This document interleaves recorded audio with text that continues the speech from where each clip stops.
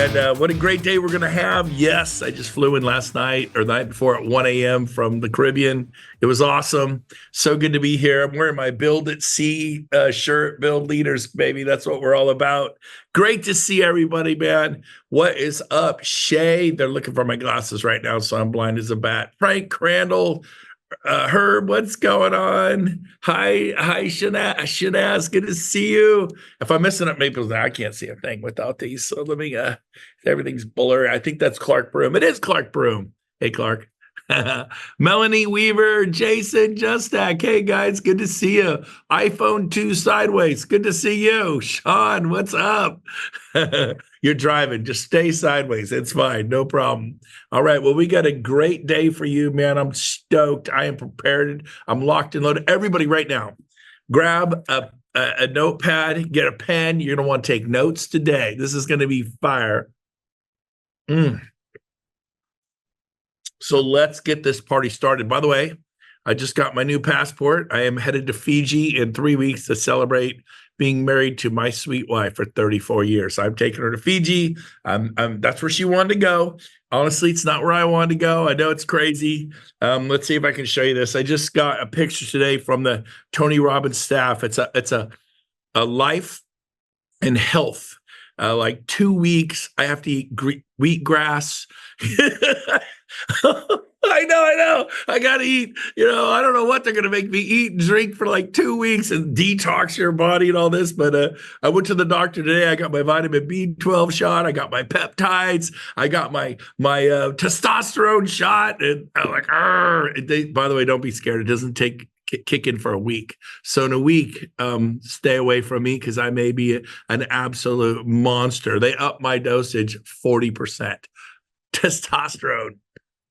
Me monster, me caveman, me make fire. All right, let's get this party started. So, okay, you ready? Write this down. Number one.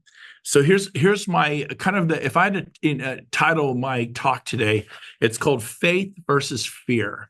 If I had to give you a title, baby, Faith versus Fear, you got a decision to make. Melanie, Clark, Shanaz. I hope I said that right. I'm trying, Shanaz. I think I got it right.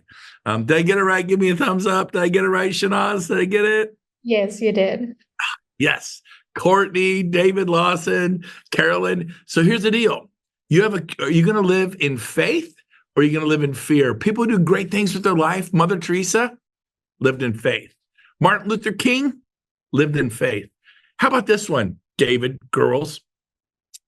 Helen Keller, born blind, deaf, mute, couldn't talk, couldn't see, couldn't hear. I just had to feel her way and learn how to communicate only by touch. And she had faith. And the woman is like amazing. Like every time you feel sorry for yourself, just realize that people got it way tougher than you do. Way tougher. Well, I can't even tell you the story, but here's the deal. Man, Abraham Lincoln lost every election he ever went for, went bankrupt twice, divorced twice, failed businesses like 5 times. The only political race he ever won was the presidency of the United States of America. Babe Ruth, the year he became the home run king, simultaneously set the record for striking out. That's pretty powerful. And so my message to you today is don't be afraid to fail and walk in faith. If you are a man of faith or a woman of faith, and I realize not everybody is, so I'll go easy. But if you're a man of faith or a woman of faith, it says all through the Bible, do not be afraid. It says it like 378 times. It was kind of an important message because that is a tool of the enemy. That is like, your kids, oh, Dad, someone's under my bed. Someone's in my closet. As adults, we say, oh, no, the sky is falling. Interest rates are going to go up. They're not going to go down. Kamala's going to get elected. Trump's going to get elected. Because some people love Trump. Some people hate him. Some people love Kamala. Some people hate her. But here's the deal. What's it got to do with you? I get it. Vote, put the best people in office. And yeah, it could definitely have an impact. But you need to succeed no matter who gets voted into the presidency of the United States of America. And if you got to watch your attitude, man, your attitude determines your altitude. People with good attitudes tend to do better in life. Who do you hire if you do employ people with bad attitudes, walking around like they've been sucking on a lemon and they're just terrible, or people who smile? I met a woman today in my conference room. Bam! I mean, we shook hands. It was like electric. I'm like, wow. I even commented on it. She goes, yeah, I'm a military brat. I was raised by military parents. They taught me to look someone in the eye and give them a firm handshake. And I was like, okay, you're meeting somebody. And so I tell you what, faith versus fear.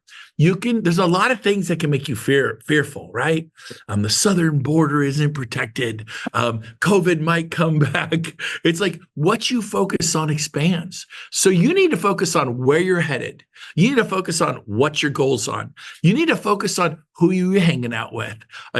Are people you're hanging out with making you fearful, or are they building your faith? Are they lifting you up or tearing you down? So number one, faith versus fear, the decision is yours. Faith versus fear. It feels so much better to walk in faith. It feels so much better to walk in the light. It feels so much better to embrace faith, to embrace fear. What is faith? What is the definition of faith? I'll give it to you. A belief in things not yet seen.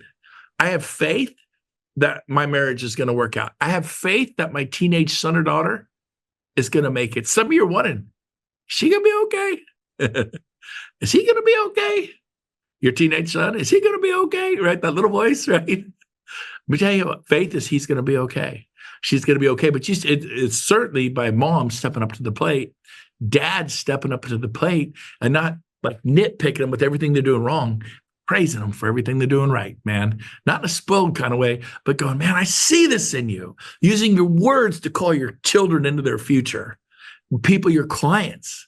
Using the power of your mouth with your clients, with your staff, your transaction coordinator, your virtual assistant in the Philippines, in India, wherever they are. Do you know you have an obligation?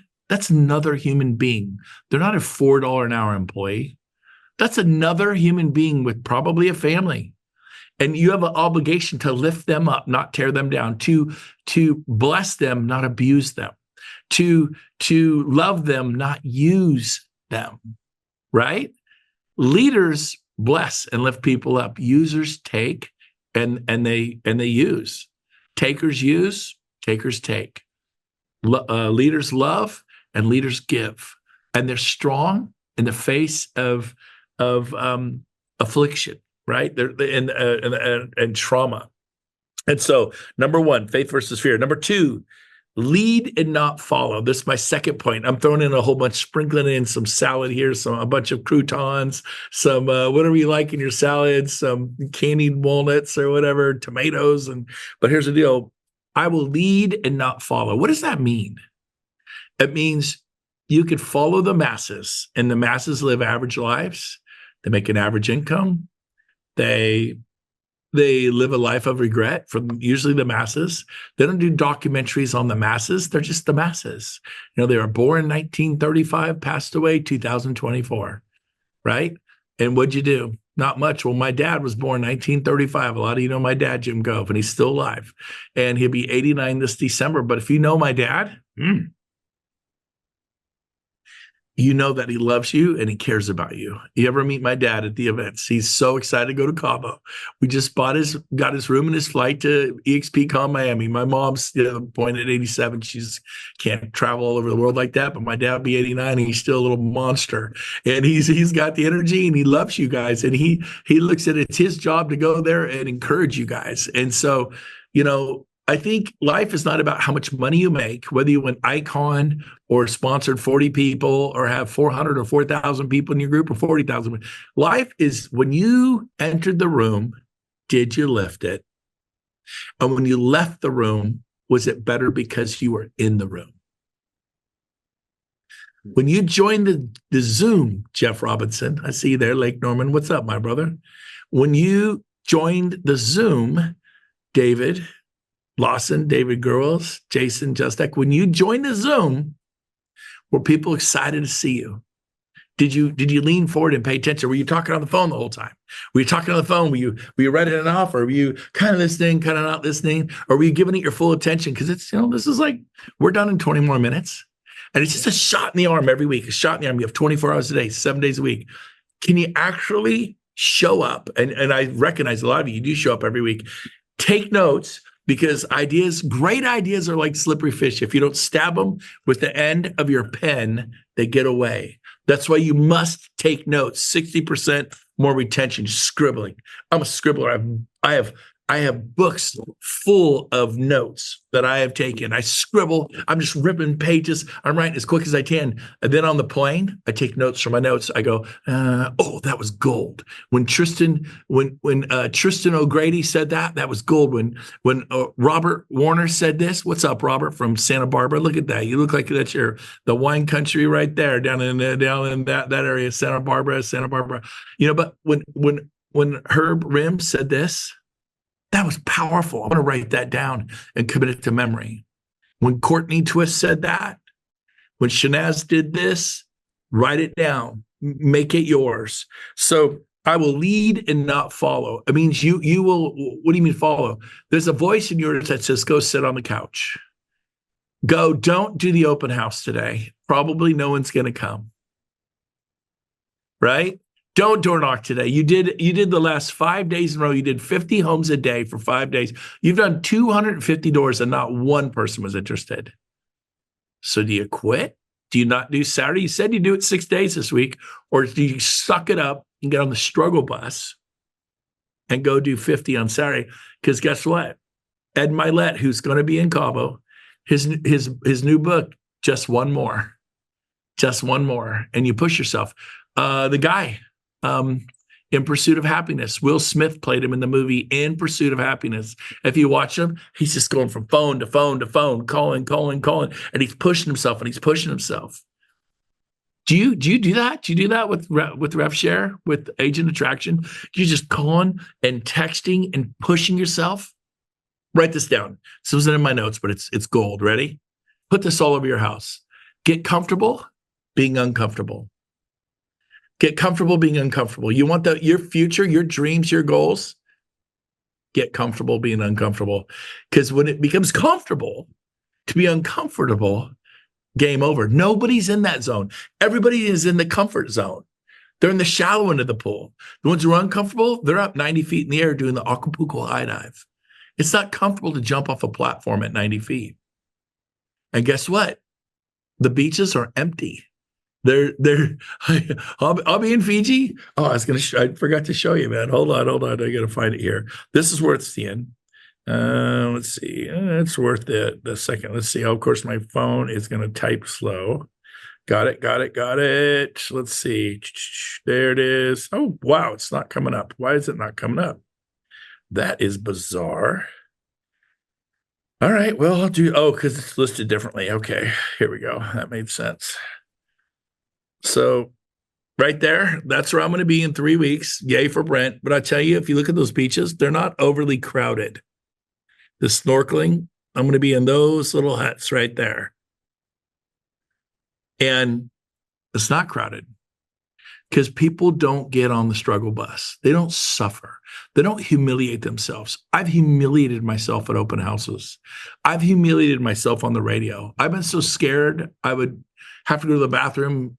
And then took me half a year to get comfortable on the radio. Then I spent 15 years on the radio, but I faced my fear. I'd literally, my stomach is doing flips, and I'd have to use the restroom and then go get on the air. And because you're talking to, typically 50,000 people every time you go on the air, like are listening. The audience is way bigger, but they say on KFBK it was about 50,000 people listening, and it kind of gets in your head.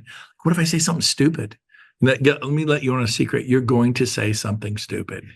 You're going to say things you regret at the listing appointment. I've had sellers get up and walk away from me at the table because I did a stupid thing. I made a mistake. In Loomis and in West Roseville, I'll never forget it. 2 different sellers got up and walked away from the table and never came back. Wasn't that bad. I told one guy the fee was 7%. He got up and just walked away. I don't even know if I made a mistake. It's just my fee. He was kind of rude. He's like, I'm not comfortable paying 7%. He just got up and walked away. I didn't get the listing. Some people charge $400 to do your taxes. Some charge $4,000. I pay $4,000 because I want the good guy doing my taxes. Other people are like, heck no, I'm only paying $400. I only pay $200. They go to H&R Block. Does that make everybody bad? Community college is almost free. State college is very inexpensive. But some people go to these universities. They're all different strokes for different folks. My point is this. You want to succeed, make a lot of mistakes in a short period of time, condense it. And you invert that learning curve. It goes like this. So number one, faith versus fear. The decision is yours. Number two, lead and not follow. I will lead and not follow. And I am the voice. That's right out of Tony Robbins' book. I am the voice. What do you mean you're the voice? Are you God? No, God, listen to the Lord. If he talks to you, the Holy Spirit, all that. Yes, I'm not saying that. But there's a voice. One says, who are you kidding? You will never make it. The other one says, you got this. I am not lovable. I am lovable. People can't stand me. People love me. There's two voices. She doesn't like me. That's one voice. This voice says she loves me. She doesn't know me yet. And it's not arrogant or egotistical or narcissistic. But when your son says, "I'll never meet anybody," and I think it happens more to the girls. The guys are too dumb, stupid, want to go fishing, hunting, play football, tackle things. They like girls or whatever, but the girls, the 14-year-olds, the 15-year-olds, the 16-year-olds, I got some 22, 23, and 25-year-olds that aren't married yet. Trust me. You catch them, especially when they're younger, going, I don't think I'll ever meet anybody. I don't know if I'll ever get married. And that's a voice. Yes, I will get married. I will meet Mr. Right or Mrs. Right. In my case, I believe and prayed for my wife. Became a Christian at 19. I prayed for her for 4 years before I met her. Didn't meet her until I was 23. I prayed and prayed and prayed and prayed for my wife. Didn't even know her, but God, you know where she is. Keep her safe right now. Keep her doors locked and the windows rolled up. Help her grow and become an amazing woman of God, a powerful, amazing woman. And I prayed for her. I prayed protection and provision, and she would grow as a human being. And I know she did the same things for me. So here's my question to you. What are you praying for? Who are you praying for? Kathy and I this morning, we sat down and prayed over every one of our children, 8 of them, by name, specifically in areas they were struggling in. Your kids struggle? Of course. I struggle. My wife struggles. Every one of you struggle. Go ahead. Just be honest. I have no struggles. If you have everything is perfect. You have no relatives with cancer. You have no neighbors that are crazy. You have no struggles in your life. Wave at me. Is there anybody? Nobody. If there is, we'll whoop you up. We'll come tackle you and we'll give you a struggle. But here's the deal. The good book says that in this life there will be trials and tribulations. Man, everybody struggles. You look at Ed Milet doesn't struggle. Ed Milet's had health challenges all year. Ed Milet struggles. Tony Robbins is a struggle. He's the king. Tony Robbins ate too much fish. He ate a lot of fish and he got mercury poisoning and it hurt his voice. And he had he just loves salmon and tuna and fish and health, but he overdid it. And he almost lost his voice. Tony Robbins struggles. He's still recovering from mercury poisoning from years ago, 5 years ago. We all struggle. I struggle. It's okay. You need to know you're not the only one. You are not alone. That's my message to you. By the way, this is funny. Matthew Stewart just popped on here. Where are you, Matthew? Turn your camera on. I'm looking. I don't see him yet. I admitted him into the room. He just popped in. Where are you, Matthew? Come on. I just let you in. Show yourself. Show yourself. Unless you're in the shower or something weird. There he is. He popped in. His camera's not on yet. We see the black thing. There he is.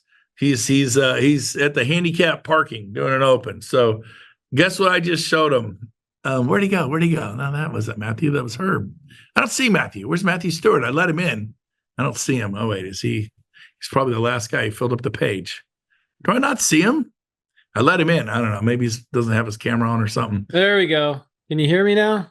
I just showed everybody that about 5 minutes ago. I know. Matthew's the one who sent this to me because he and Lexi are coming with us to Tony Robbins' health, life and health. Is it called Life and Health? Is that what it's called? Life and Wealth. Life and Wealth. Anyways, but it's really all about your health. Because without your health, everything. But I was showing him this picture and telling him how so few people do what it takes. And the road to success is through suffering. Herschel Walker, Heisman Trophy worker, suffered. Michael Jordan suffered. Venus Williams suffered. You need to know it's okay to suffer. You have to get up at 4 o'clock, 5, 6 in the morning and work out, become a professional athlete. They suffered in silence, and then they're celebrated in the public eye. And so the guy in pursuit of happiness, sleeping in San Francisco in a bathroom in the BART station, crying, holding his 2-year-old because they're worried he's going to lose him to CPS. And he succeeded at such a high level. They made a movie about his life, but it was through suffering. So don't be upset about your suffering. God's using it to develop character in your life. So number 1, faith versus fear. The decision's yours. Number 2, you will lead and not follow. I am the voice. You take the voice. Go, I am full of energy. Oh, I'm so tired. Keep saying, I'm so tired. I'm so sad. Keep what you focus on expands. You will be sad and you will be tired. And you certainly won't achieve what you need to achieve.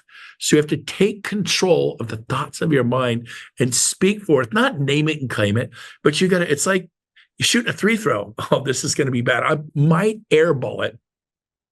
At best, I will shoot a brick. Well, that's not how you make the hoop.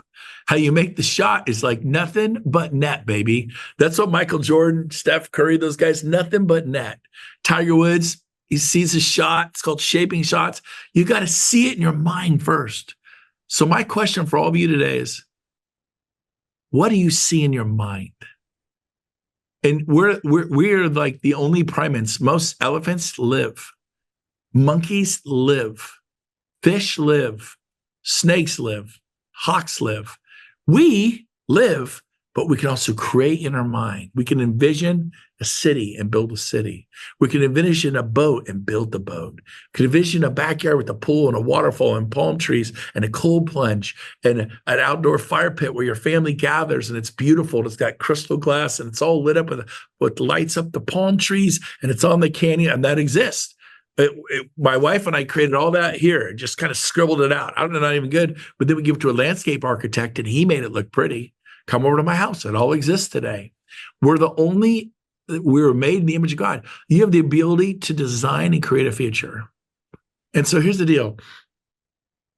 Get excited about your goals and dreams. What are they?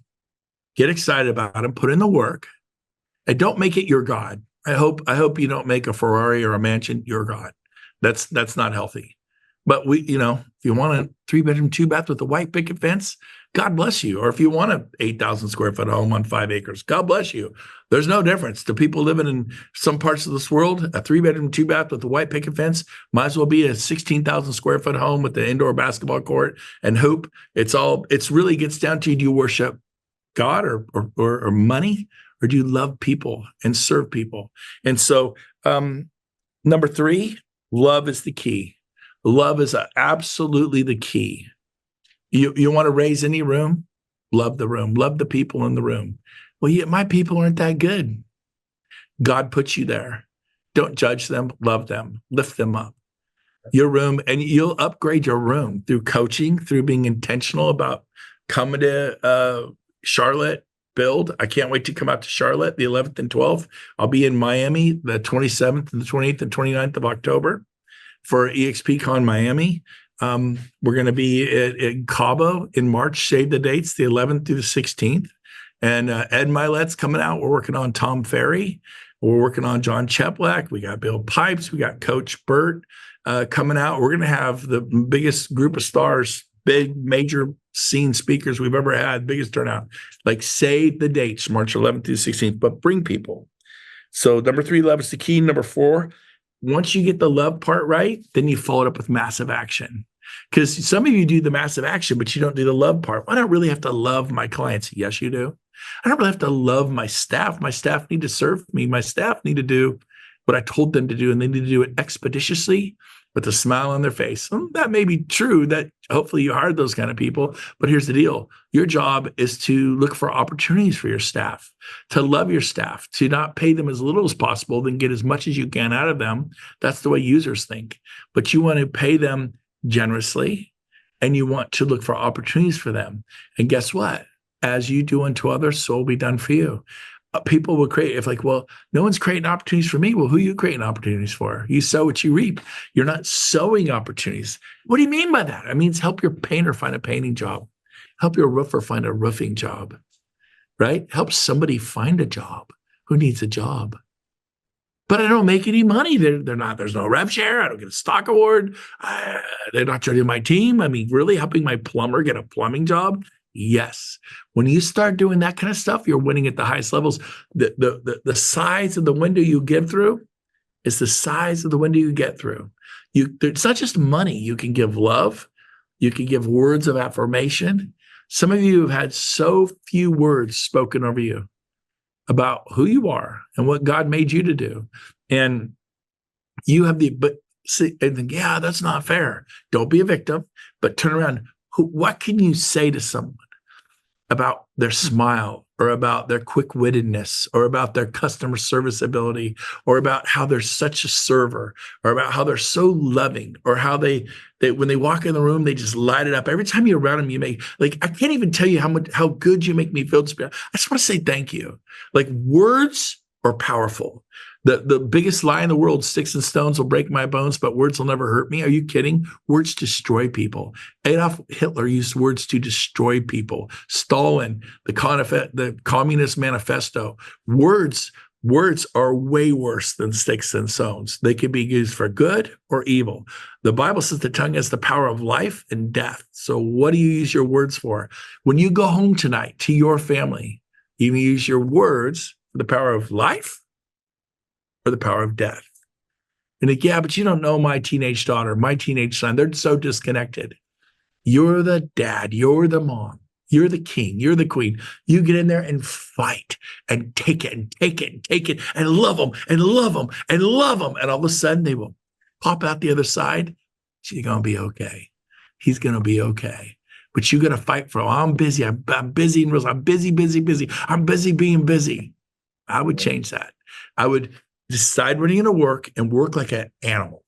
It is winter. Work like an animal. Have fun, love people, and just go for it. But when it's time to be home, it's time to be home. Like right after this, I'm going to go to McCooney's with Lewis. And we're going to go to McCooney's. He doesn't know it. He's meeting me at 2:30. I missed lunch. I'm hungry. We're going to McCooney's, okay? And so I got to show him here, Rob. I don't know if I've ever showed you guys this, but we're at my office here in Roseville. There's my office. There's Rob. But out here, they were trying to find a famous Brent Gove quote, which my favorite quote, by the way, is, it's not the force of the gale, but the set of your sail that determines your direction in life. I say it all the time, but all they could think of was this one, right? Let's go to McCooney's, baby. Sushi. There, it's literally on the wall. They had a sign, a sign company put that up there. So it's true. My sushi, if I were to get the electric chair, what's your last meal? It would be McCooney's sushi. That's kind of funny, but I love sushi. So, okay, so we're going to keep going. So once you get love going, then you do massive action. All of a sudden, your open houses are more effective. Your door knocking is more effective. Your cold calling is more effective because you're infectious, man. Passion is infection. Passionate love. There's a book written by Francis Chan, and the book is called Crazy Love. Crazy Love. What can be done with love? Love will transform your family. It'll transform your love life. It'll make life meaningful. Like, even if you never become a millionaire, even if EXP never works out for you, even if EXP goes away, really, in the end of your life, it was about who did you love? And I get it. It takes money to pay the bills and all that. I'm not saying money is irrelevant, but what is vital is that your kids, your spouse, your significant other, your neighbors, your colleagues, your coworkers, your clients, that you don't love people who could do things for you. You're like a gangster. You scratch my back, I scratch yours. That's like the mafia thing, right? Oh, yeah. There's a brotherhood in the Crips. M13, I think, is the famous Mexican gang, but they take care of their own. I love you, brother. And they literally, there's a loyalty and a thing. They have a thing. This goes beyond this. This is giving people the shirt off your back.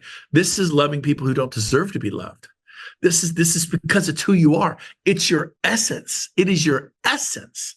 And so when you kick in the massive action with love, that is good.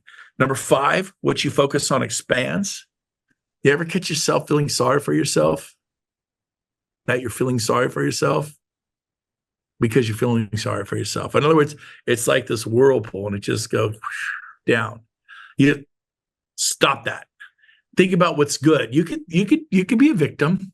I can't pay my electric bill. I'm 2 months behind on the mortgage. They're going to come take my car. And you just stay there. Just stay there. And you're going to feel pretty terrible, but you focus on expanse. Tell me what's good about your life. It's a fresh air today.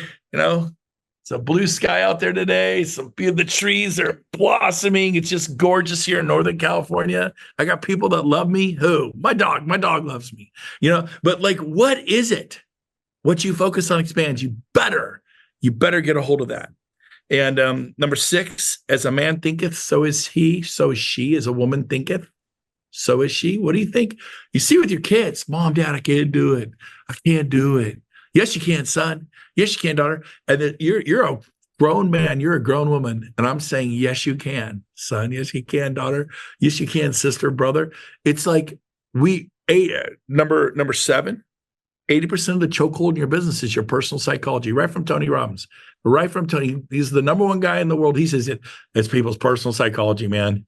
They just flat don't think they can. Henry Ford 100 years ago said, if you think you can, you probably can. If you think you can't, you're probably right.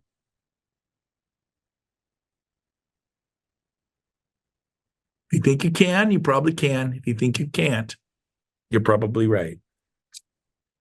Number 8, victim or victor. The choice is yours. Be a victim. Be grateful. Be victorious. Be a victor. I said that wrong. Don't be a victim. Be victorious, right? The choice is yours. Don't play the victim. Anytime you feel sorry for yourself, you're usually playing the victim. Woe be me this. Woe be me that. Number 9, trials and tribulations. We all have them. Don't be surprised. Lean into them and wipe the sweat off your brow and the blood off your face. You ain't so tough.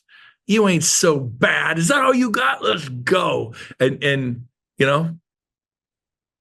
if you're not a man or woman of faith, then it's you and that. But if you are a man of faith, you have like God on your side. And that is encouraging to me. Finally, welcome to winter.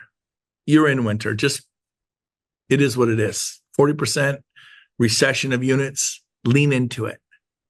Lean into it. It only gets better from here. We're right here scraping along the bottom. It's going to get better, but you succeed here. You learn how to sell real estate here. You learn how to do attraction here. It only gets better. So I love you guys. I hope you got a lot of value out of today's. I prepared for this, and hopefully you found it good. 1% Club. And by the way, this is to do what only 1% of agents do. This is like, people don't think like this, do this stuff. You got to own it. Like, get a copy of this. Do we put this up on YouTube? You send it out to them. Yeah. So if you should all get an email of the 1% Club every week. Wave at me if you do not receive an email with these copies every week. You should get it every week. Wave at me. So there's a bunch of people that don't get it. Jason, you don't get this 1% Club emailed to you every week. Okay, so how would they sign up for it? Okay, so email if you want to be added to our distribution list. So if you miss a 1% Club and you're like, wow, or like maybe today spoke to you, like maybe today's message was something you needed to hear. I asked God, what do I need to share for them to hear? It's rob@brentgove.com. Is that the right one? Yeah. Good. Okay, so rob@brentgove.com, and he'll add you to our distribution list because I don't think we put these on YouTube. Select ones. We do. Sometimes I like them and I go, put that one on YouTube. But the idea, this is for you guys. And this is for people who are ideally supporting Sell a Home, Save a Child. I created the 1% Club for people who support Sell a Home, Save a Child. You're like, oh, I didn't know that. I shouldn't be here. I'm glad you're here. And maybe someday you can help support Sell a Home, Save a Child. Give them $25 a month, $50 a month, or whatever. You don't have to, but that was how it was originally created a few years ago. People that supporting that, because you got to have a bigger call in your life, and taking care of children and widows, no better thing you could do. All right, guys, you're 1%ers. You're going to live a life that the other 99% won't do because you're willing to do what they will not do. I will do today what others will not do, so tomorrow I'll live the way they'll never live. I will do today what others will not do. I will suffer, so that tomorrow I will live the way they won't live. Get it comfortable being uncomfortable.